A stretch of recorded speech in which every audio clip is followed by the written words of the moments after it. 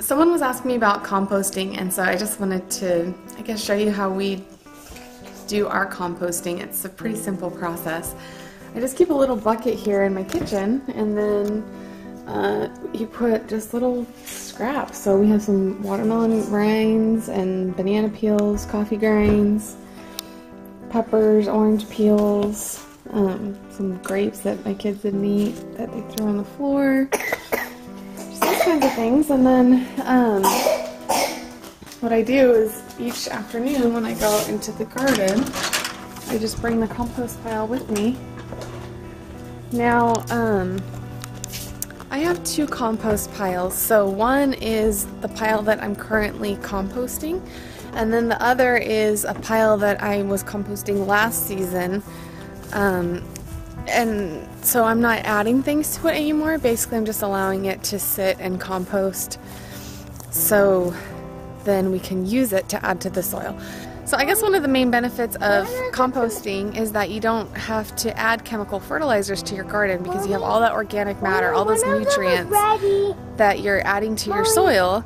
So instead of putting chemical fertilizers, you're just using your natural fertilizer, your compost, and putting it back into your soil. One of them is ready. Oh, this tomato's ready, do you think? I don't know. Let's take a look at it. You know what? It's not quite red enough yet. I think No, not this one. This one. I know. But I think that we should wait one more day before we pick it. These tomatoes are really small. I wonder why they didn't get very big.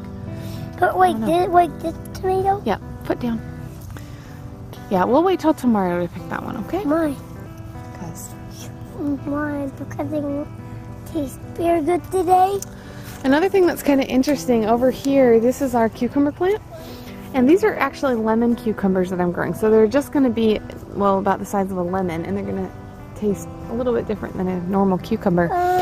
But one thing, let's see if I can find one here to show you. So you have male flowers and female flowers. This is a male flower because in the way you can tell is the stem. A female flower, the stem is going to look like a little cucumber. Let me see if I can find one here to show you. Okay, so this is the difference. Like, this is a female stem, and you can see how it's a little bit thicker. And it looks like the baby cucumber. And so, in the morning we come out here, and I love when I see bees out in my garden because the bees are pollinating the flowers, and they're using, they're taking, and I don't know all the technical words, but basically they're pollinating the male parts of the male flowers and the female parts of the female flowers to create fruit. So I'm hoping that here in the next few weeks that we will start to see a lot of little lemon cucumbers start to show up. And then the male flowers, they just fall off by the end of the day, or whenever they're done, they just fall off, and then the female flowers turn into cucumbers. So the idea of a compost pile is that when you put extra food and scraps and things into a compost pile, just a second, bud. So the idea is that when you grow food in your garden, it depletes nutrients from the soil, and so you're just putting nutrients back into the soil. It's kind of a life cycle. So what I do is, here's this compost pile. This is the one that I currently have, and I just kind of try to hid it under these trees. And I just kind of dump our food on top. Eggshells are really good, which I don't have any in there right now, or egg yolks if I am just using the whites. And then, I don't know, once a month or so I'll take a shovel and I'll just put the shovel underneath and turn it over. You can see we have a lot of dirt in this one because I just pulled a lot of sod out when I was digging this garden. So we have a lot of dirt in this one.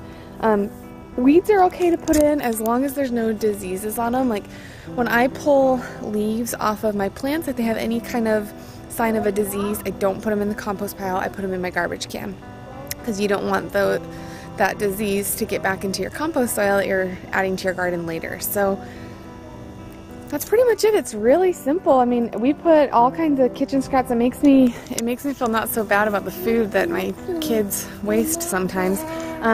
What I will also do is, see all those leaves that are underneath the fig tree? I'll rake those up and put those in the compost pile as well. Grass clippings are really good to put in your compost pile.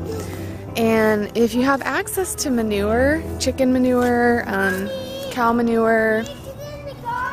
Okay, come on out of the garden, you guys.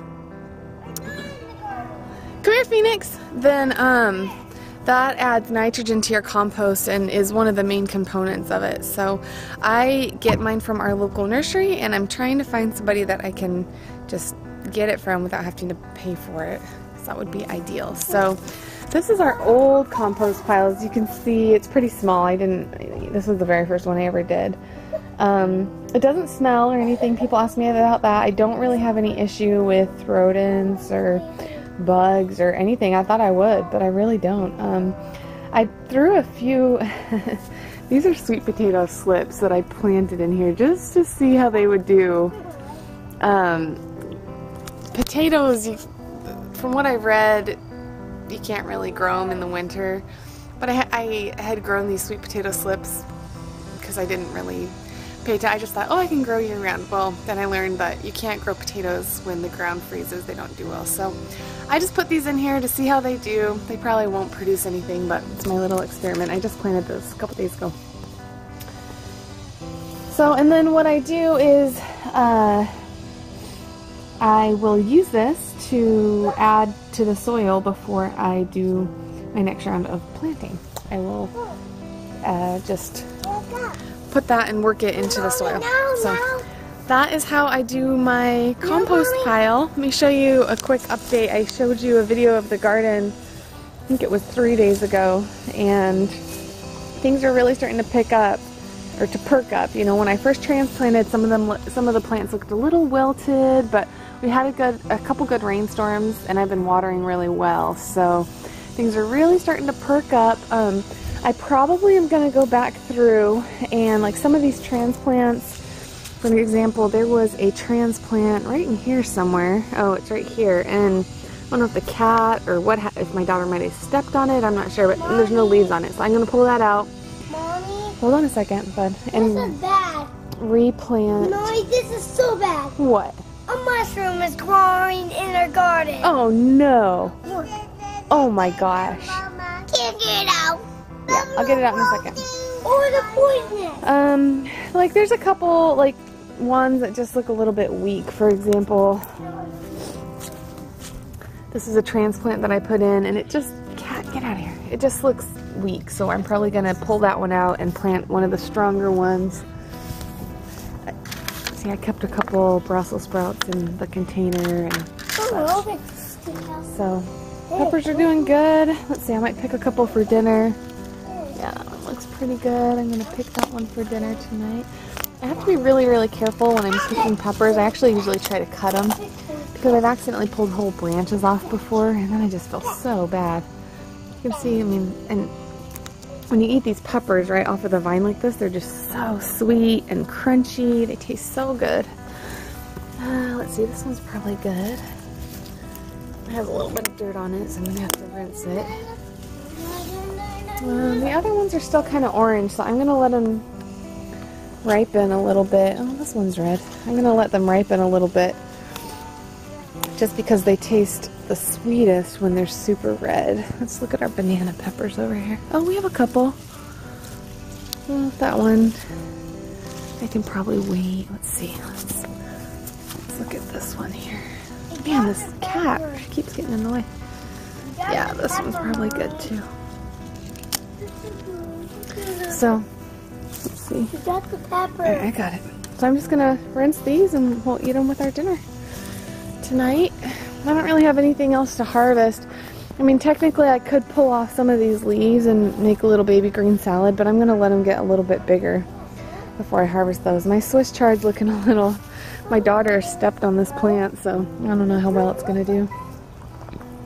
And my beans, they're still not really big enough to harvest, so that's how we compost, and I hope that was helpful. If you have any questions, leave it below, and if you like this video, make sure to give it a thumbs up and subscribe to my channel, where I'll be giving gardening updates and just little tips and tricks and things that work for us and don't work and so forth.